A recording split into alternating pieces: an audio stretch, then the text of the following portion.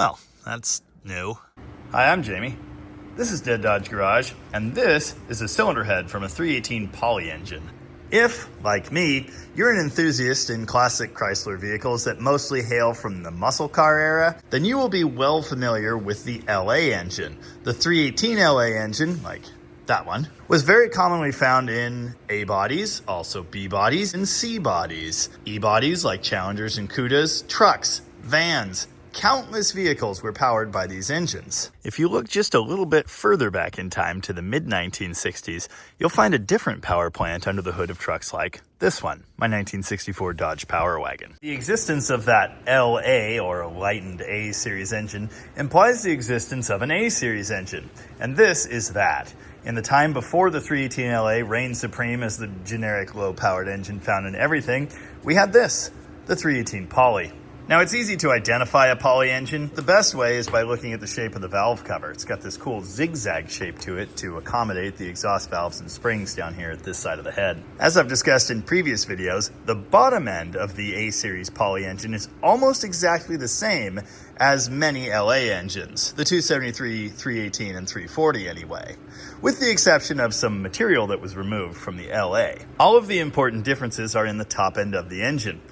I've got a comparison here to show you exactly what happened between the two. Essentially, again, the cylinder head of the LA was lightened and cheapened, and it was also shrunk in certain dimensions. Essentially, the A series head itself was a somewhat lightened and definitely cheapened version of a Hemi head. Because I'm a Mopar hoarder, I actually happen to have a first generation Hemi on hand to compare with as well. Note, this is a Dodge Hemi head. The correct size comparison with the A and the LA would be a DeSoto Hemi, but I don't have one. If you're watching this channel, you've heard of a Hemi. It's called that because of the hemispherical combustion chamber, which we'll look at in a minute. This was Chrysler's original V8 design, with the Chrysler size coming in 1951, DeSoto following in 1952 with a slightly smaller engine, and then Dodge following with this in 1953. But the basic characteristics of the architecture are exactly the same. You've got opposed valves in a somewhat hemispherical chamber, although it's not a true hemisphere. It's part of a hemisphere. You've got dual rocker shafts with asymmetrical rocker arms, and you've got push rods coming up through the casting in different locations to reach them. The basic Hemi layout was fantastic. It was great for making power, at least. There is a reason you know the name of this thing almost 75 years after Chrysler started selling it. Important side note, I would never suggest that Chrysler came up with the hemisphere opposed valve design. They didn't. But they brought it to cars in the 1950s to great effect. What you need to know about this design is it was expensive to produce and expensive to buy. Because it had so many components, notably the dual rocker shafts, there are a lot of pieces up here that cost a lot of money to produce. And Chrysler, being the poorest of the big three, General Motors, Ford, and Chrysler, was always looking for a way to drop those costs. They would find all kinds of creative ways to do that over the years. For one thing, in this time, as I've mentioned, there were 3 different engine families for their different makes. With the advent of the A series and the B series big block, all of that went away, and before long, the same engine families were found in every Chrysler product across the board. That driving need to cut costs is what led to the development of the single rocker shaft Poly head and explains its layout. Although this is a cylinder head from a later A-series Poly engine, the principle is exactly the same as the first Poly engines, or single rocker shaft engines. These were Dodge or Chrysler Hemis with a single rocker shaft head fitted. Incidentally, there were no DeSoto Polys. The A-series is roughly kinda sorta based on a DeSoto Hemi block, but not exactly. Compare the valve locations of the Hemi head to the Poly head, and you can see exactly what they did. They moved the exhaust valve from fully outboard and, pointed this way, inboard to a roughly vertical position with relation to the head surface, and the intake valve stayed kinda sorta where it was. The two are spaced much closer together. And by doing that, they made it so a pair of differently designed rocker arms mounted on the same central shaft could actuate both valves. To accommodate this new valve layout, the chamber shape was changed as well, from the hemisphere shape, fully rounded and open, to this. The hemispherical chamber was indeed a key part of this design, and it's touted in Chrysler's documentation from this era as being key to the performance potential of this engine. But the real magic of this design is the opposed valve layout. During overlap, having the intake and exhaust valves perfectly opposed really helps to evacuate the cylinder and gives the greatest possible scavenging effect that could be had with just two valves. What's interesting about the poly design is, while the valves are no longer perfectly opposed, they are still roughly opposed in the chamber. Yes, they're at a slight angle, but this is still a pretty straight path for airflow, and so this design also lends itself to scavenging. Of course, when we get to the later, cheaper wedge design of the LA engine, we no longer have that benefit. The valves are side by side for maximum cheapness, and while this is a cross-flow head, with the intake on this side and the exhaust on this side, the path of the airflow has to go kind of like that. Now, obviously, I keep calling this design poly. Poly is short for polysphere. I don't know about you, but this chamber doesn't really look like a polysphere to me. It looks like, I don't know, a rounded edge and a weird like crescent moon and then a dip. Fairly certain the reason the polysphere name was used was to differentiate but still relate to the hemisphere chamber. Another name used for this unique layout is canted valve, presumably because the valves are slightly canted away from each other. Here we're looking at a picture on a screen of another engine that has a similar, slightly twisted canted valve layout. Note, the shape of the chamber is very similar, although this one does have a flat, quench-like area over here. Here's a look at the valve spring end of things. It doesn't look like the twist between these two valves is quite as significant as in the poly head. The identity of this engine, which appeared mysteriously in the late 1960s, was cheaper and simpler than the 426 Hemi, yet yielded excellent performance, and would continue to do so until the modern age we're living in now. Well, the big block Chevy, of course. Again, it's not exactly the same design. In the Chrysler head, the valves are a little further apart and further canted, and a rocker shaft sits between them. It's the same principle. Obviously, I'm a Chrysler guy, but I do know a thing or two about big block Chevys, namely that making 800 horsepower with one is really not that hard. So why was the poly engine always a low-performance basic economy engine? The answer to that question is, it wasn't, at least in 1957. In 1957, the A-Series Poly was the Plymouth Fury engine with dual carburetors and fancy gold valve covers. This thing turned out some horsepower. I mean, for 1957 it did. Apparently, the then brand new 318 cubic inch Poly was rated for 290 gross horsepower, which again, pretty impressive for 1957 and for this small basic engine package. I don't know if I've mentioned this, but I love Chrysler 300s from the mid-50s. The Fury is kind of right behind them in my eyes. Might need one of these someday. I guess an important takeaway is that these engines are often considered to be essentially boat anchors by enthusiasts, but there is some performance potential in the poly design. The chamber and the valve layout do lend themselves to making some horsepower, but they were rarely configured that way from the factory.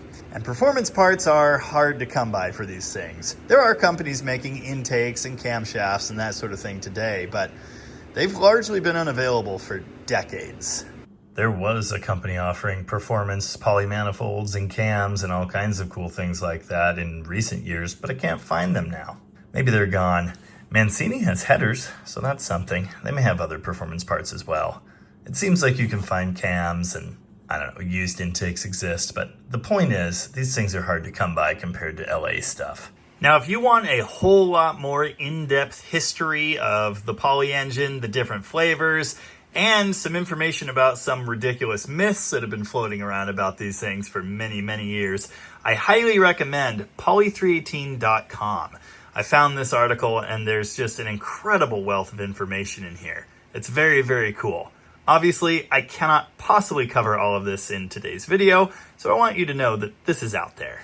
One of the things covered in that article, which has always bothered me severely, is the fact that people love to call the poly engine the wide block, when the block is no wider than an LA. The two are essentially physically identical, at least as far as dimensions go. Where there is a difference is in the cylinder head area, because the poly head kind of comes more out this way, and the exhaust ports are turned down at an angle like this. The valve cover also isn't canted upward like this. It's mounted parallel with the head surface, and again, because it's a little taller and a little wider, the valve cover lives here-ish. One of the neat things attached to that Poly 318 article I was talking about, dimensions of the A engine and the LA engine. It turns out that despite the differences in the top end, Overall, when you factor in exhaust manifolds, the two are almost exactly the same. Ooh, blown poly with zoomies. The existence of cars like this one do help to explain that polys have been used for performance purposes over the years. I want to cover something I've seen asked countless times on the various groups on the internet. Can I run poly heads on my LA engine? Somewhat complicated answer, but the short version is no. Now I do realize just a few moments ago I was explaining to you how the bottom ends of the two engines are exactly the same. And that is mostly true, at least from an architecture standpoint. However, the block castings are different in a couple important places. And one of those places is right here in the valley. As you've seen, the rocker shaft for the poly engine is over here between these two rows of valves. And the rocker arms face different directions. Because of that, the push rods need to come through the head at different angles, and the exhaust push rods in particular need to come through at a very steep angle through these holes in the casting. I said exhaust push rods there. These are actually the intake push rod holes because the intake arm is the one that's flipped around backwards and pointing this way. The push rod has to reach the end of it over here. The exhaust push rod comes through here and actuates that arm in this direction. I'll discuss that more in a bit here. Here's a shiny new Poly 318 head gasket set in place on an LA 360 block. Note the wavy shape at the top of the gasket. That is there to allow for room for the push rods to come through, and the deck surface on the poly block would have roughly matched that. So the question is there enough beef in there to account for that? I don't think so. I don't know that to be fact, but I suspect if you started grinding on this, you're going to get into the water jacket very quickly. I learned on my 426 Hemi block recently that these walls are a lot thinner than you might expect. Now that's not the only difference, because the poly head also has extra water ports that the LA does not. These small holes and these somewhat larger holes are all open to water on the poly. I think that's only on early heads. We'll talk about that more in a minute too. Also note, around these same general areas on the LA block, there are some coolant passages that the poly head is not going to have. Here's the poly head gasket set on the actual poly block to explain a few more important differences. The dowel pins are in different locations. The LA dowel pin ends up sitting in this hole, which it does not fit in. On the front, the dowel pin is down here at the bottom on the poly. It's here on the LA, and that actually does fit this gasket. Also, the poly engine, unlike the LA, has oil drain back holes. And the reason for that is the way the cylinder head is cast, this surface underneath the valve cover is at a more severe angle. And without these drain holes, oil would pool up all along the bottom of it. That would be sitting against the gasket where it could leak out, and it would also end up submerging the exhaust valves, which incidentally can lead to horrible smoking, which I've experienced with the poly in the past because these holes were plug solid with gunk. The rear hole drains right alongside the number 5 main bearing saddle, and the front one essentially dumps right into the front of the oil pan. I'm just about 100% sure that you could not drill these passages into an LA block because everything around here is coolant, and they would have had to cast in extra material to allow for that. You could use an external oil drain line. Incidentally, years ago, a company called Stage 5 Engineering used this same procedure, along with several others, to convert a 426 Hemi head for use on a B or RB block. Because the BRB doesn't have an oil drain either, this was necessary to get oil out of the Hemi head and back into the crankcase. In case you're curious about that, those heads have not existed for years and years. Stage 5 as a company was purchased by for Hemis only, and they are still making parts, but not the swap heads. Interesting note, the fire ring in the poly head gasket is actually large enough to account for our oversized 360 bore. Here's what that oversized fire ring looks like set against the chamber on the cylinder head. And here it is set against the poly block. Look at all that extra meat. It's almost like they wanted you to remove that. As a matter of fact, some builders have. There are some big inch polys out there in the world, which is something I want to talk about in just a minute here. First, I do want to note the extra holes in this particular gasket are not found on this block. Well, that one is. That's an oil hole. Don't worry about that. These are not. I believe our later poly head has those removed, and it's somewhat simplified. I think that change came in the early 60s. With all that said, I hope you can see that the poly head swap idea is just not worth the trouble. You may have some crazy dreams of building like a 340 poly or a stroked poly. If that's what you want to do, use the poly block. Remember that whole the bottom end is the same thing? That means a stroker crank that would fit in a 340 or a 318 will fit right in this poly engine. The only thing you're going to have to figure out is a piston that will match up with the head, but I'm sure there are solutions out there for that. Anyway, with all that out of the way, it's time to break these heads down. I need to pull the valves and the valve gear, clean the crap out of these things, replace the seals, get these broken studs out, and then reassemble them and get them ready to go on the poly engine. Unfortunately, I got distracted by this thing again. So that's like a tomorrow Jamie problem. It's the next day. Pretty late in the day, in fact, because I was too busy destroying my Jeep in the woods. Yeah, that's just not good at all, brother. But I'm finally getting back to this poly head. As you'll know if you've seen previous videos on this project, the entire idea is a very, very cheap engine overhaul. The same is going to apply to the cylinder heads. We're not looking for extra horsepower. We're not upgrading the pathetic factory valve springs. No port work. We just need to clean these heads up and make them usable again. The first fun thing I'm gonna have to deal with is this seized rocker arm. A can of Deep Creep was broken yesterday, which is unfortunate. I have to be creative to get that to work. It's truly amazing what you can accomplish in life with a little bit of magic spray, a torch, and a hammer. Yeah, it's just that easy. Interesting factoid. While the lion's share of early Hemi engines have hydraulic lifters and non-adjustable rocker arms, all A-series poly engines are solid lifter and adjustable arms. Just like the LA and the big block engine, these do have an exhaust crossover that goes through the intake to preheat the bottom of the carburetor. Unlike those engines, it's just solid in this area instead of having that open air gap. Also, unlike the LA engine, the coolant ports are here between two intake ports instead of at the end. To clean this head and all of the bits properly, I'd like to remove the rocker shafts and the rockers and these springs here. All that holds the shaft in place is this one pin. It's not threaded, it's just driven in there. To remove it, I grabbed it with some vice grips and carefully worked it back and forth. Something tells me there's probably a proper pulling tool for this somewhere, but I certainly don't have it. Note, if you just want to replace your valve seals, it is possible to get the springs out around the arms and the shaft. I'm just trying to do a nice thorough job cleaning here, so they're kind of in my way. I carefully got the shaft moving with a brass drift, and then it basically just comes right out by hand. Of course, if yours is covered in rust and horrors, you may have to do some more cleaning. Also, note here, although the pin is what holds it, there are also little indents right next to the head bolts. So with those in place, it also couldn't roll, even if this pin wasn't there. Because of this, the shaft is directional. The pinhole has to go here, and the divots have to go along the head bolts. So you can't install it in any direction but the right one. This is the spot where the one stuck rocker arm ran. As you can see, there's some rust and horribleness in there. I'll be cleaning all of that. Note the slots are on the primary oil holes. These, of course, are to help the lubrication spread out across the entire arm. Note also, each arm has 2 oiling holes. The intakes have these smaller secondary holes here, and the exhaust arms have these larger secondary holes over here. I know the question you're really asking yourself, can it be played as a flute? Yes, but it's not all that great. With the rocker shaft and all of the arms out of the way, it's time to remove the valve springs. Before I attempt to do this, I'm always going to shock the retainers with this socket and a hammer.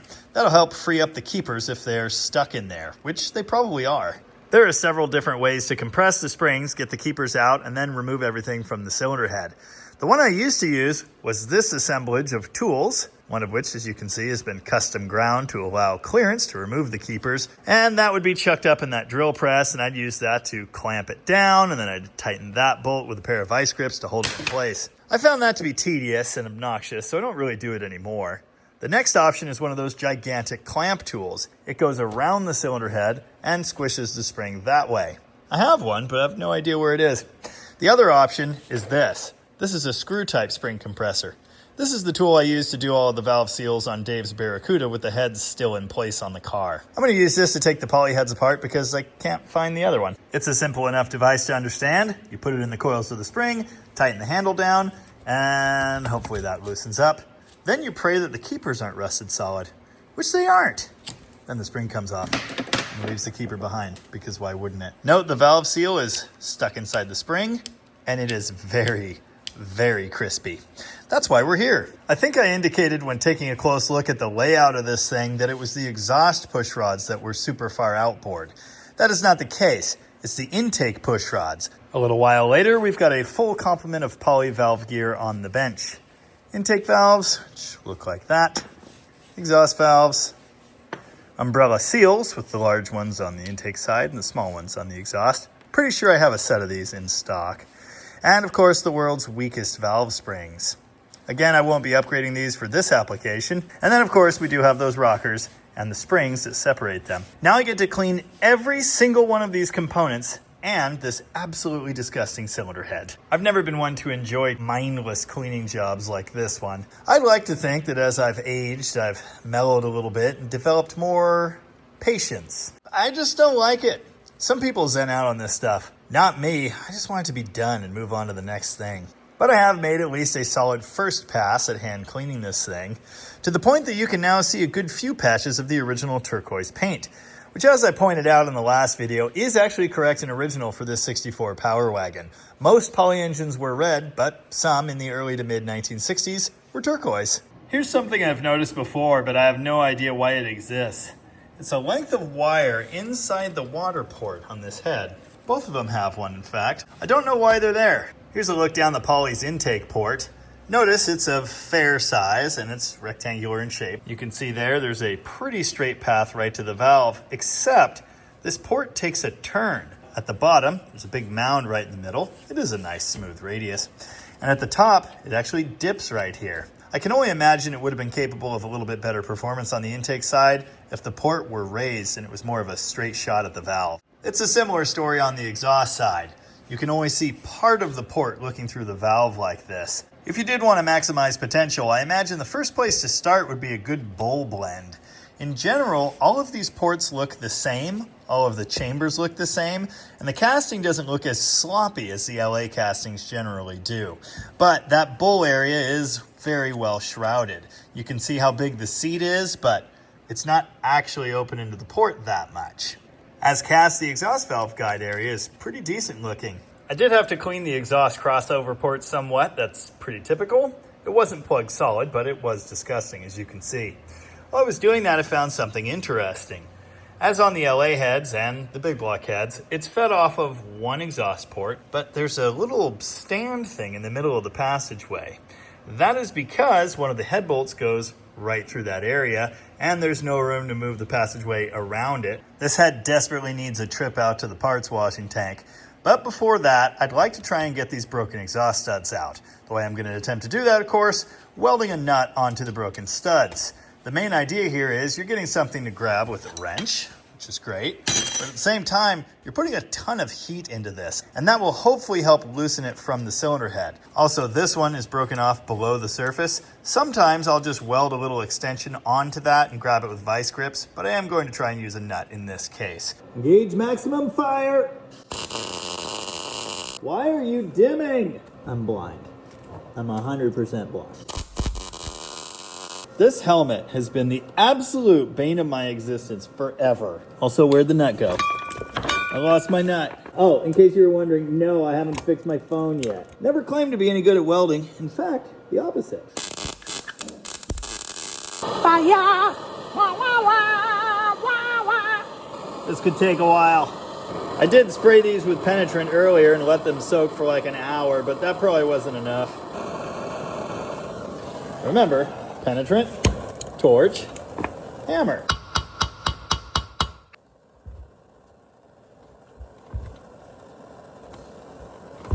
Whoop. They've done studies, you know. 60% of the time it works every time. And the rest of the time, either your weld breaks or the stud breaks again. On stuff newer than 60 or 70 years old, I have a pretty good kill rate with this. On older heads like this one, not so much. Well, my welding wire spool did that, so that's great. And both of the nuts that I welded in place, despite my best efforts of heating and beating and carefully trying to loosen them, broke the studs they're welded to further down toward the head. So for now, I'm totally giving up on that operation, and I'm moving on to lapping valves. Note, I have flipped it over to do this. I've now got it sitting on the exhaust port side. I've wedged it up with a hammer, so it'll kind of sort of balance. I've got an intake valve in here now. You want to make sure when you're doing this that your valve stems are pointed slightly upward. That way, there's no risk of grinding compound working this way thanks to gravity. You don't really want to get valve grinding compound in here on the stem or in the guide. That could enlarge the guide clearance unnecessarily, and that would be bad. As usual, I've applied some of this multi-grit valve grinding compound onto the valve in this area. And when I close it against the seat, I can now grind that seat by rotating the valve. Currently, I'm just doing this by hand to kind of gauge how much work it's going to take. You can hear it scraping there. That is the grit of the valve grinding compound machining the seat and the valve together ever so slightly. Usually, I'll use a drill to do this. I'll turn it a bit this way, I'll turn it a bit that way, I'll pop it off, wipe it, apply new compound, and do that a few times. Do also ensure you put some oil on the valve stem for this operation. Note, what we're looking for is a nice shiny line around the valve. I'm kind of seeing that, but it's not 100% consistent yet. The seat's looking pretty good too, but I'll definitely give this a little bit more work. As mentioned, I've always used a drill for this before. I used to use a section of rubber hose, but these days, I just chuck the stem of the valve into the drill itself and I spin it. The thing about that though is the more spins don't necessarily seem to equate to more grinding. I believe the reason for this is the drill spins it a lot faster and the compound thins out very quickly. When you're grinding by hand, you can hear and feel that grit. When you're using the drill, you'll hear the grit and then it goes away quickly. So I'm starting to understand why people do this with the suction cup tool. I think that might actually be the better way to go. After another few minutes of grinding, I'm testing the seat's seal with some brake clean. It's not 100%. After another round, it still doesn't quite hold fluid. I'm gonna have a lot of time into lapping valves on this thing. I also need to chuck all of these, at least the really ugly ones, up in the drill press and clean them. Yet more tedium I'm not excited about right at the moment.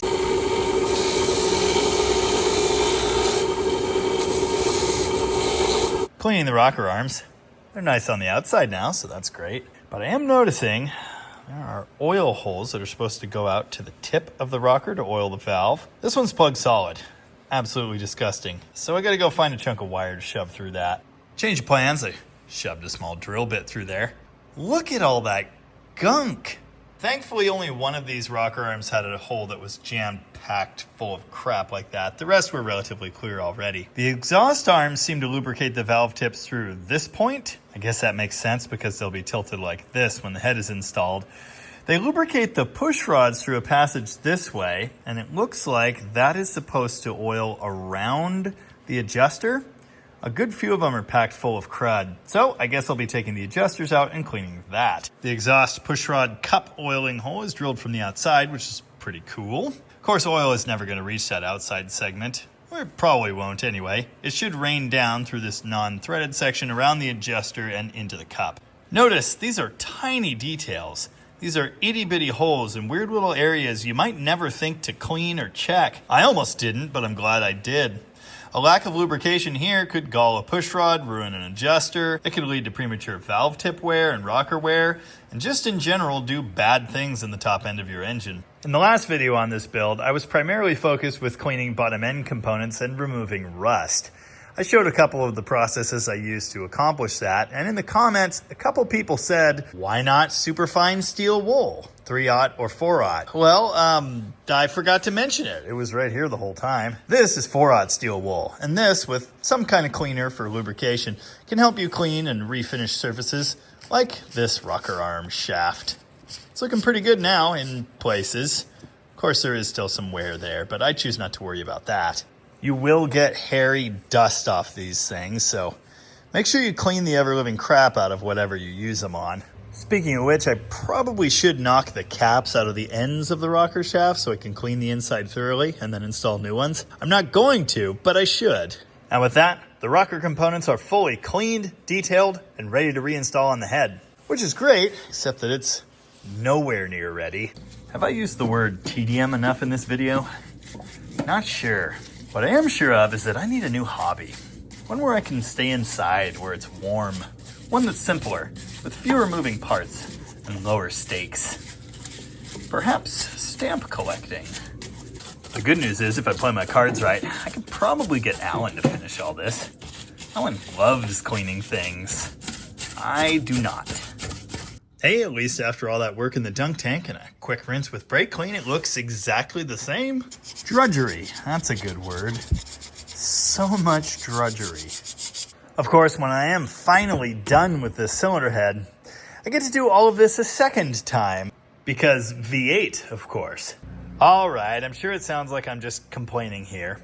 And I am, because a lot of these operations are mind-numbing and take forever. Personally, I think it's important for someone considering a job like this to understand that. Gross.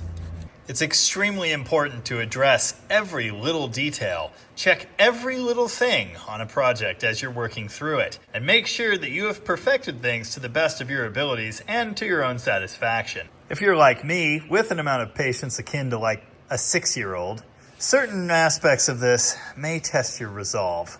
But I promise it's worth it. There's nothing like the feeling when an engine that you built fires up and runs. That's why I've got like 13 engine builds lined up right now. With that in mind, I'm 100% confident that it will be fully worth it when this turquoise thing finally roars back to life for the first time in decades. And with any luck, we'll be seeing that in the coming weeks. But I wouldn't bet on it. Having said all of that, I'm going to go ahead and end this video here. For one thing, I'm bored. For another thing though, this is your Engine Wednesday video, and it's currently Tuesday at like 7 p.m., so I gotta go edit. With any luck, you will have extracted some useful information about the poly cylinder head and the engine family in general from this video. If you have any questions, go ahead and drop them in the comments. I do read all of those, and I do my best to answer anything I can. Until next time, as ever, thank you very much for watching. And remember, embrace the suck.